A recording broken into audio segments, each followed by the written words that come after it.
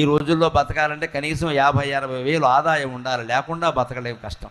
ఆ మాత్రం ఆదాయం మనకు ఉండాలి. ఆ మాత్రం బలం లేకపోతే మన వాళ్ళే మనని మింగేస్తారు. దానికి ఏం చెబుతున్నాడు అంటే, బలయుతుడైన వేళ నిజబంధుడు తోడ్పడు. కానీ మనకి బలం ఉన్నప్పుడే బంధువులు మిత్రులు మనకి సాయం చేస్తారు.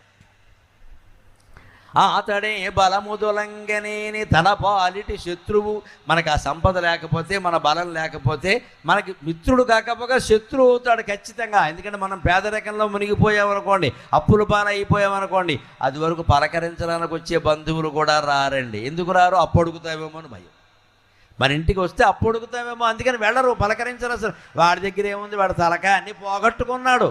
నిజానికి మనకి మానవత్వం ఉంటే అన్నీ పోగొట్టుకున్నవాడి ఇంటికి వెళ్ళి ధైర్యం చెప్పాలమ్మా, అది బంధుత్వం అంటే లెక్క, అది బంధుత్వం.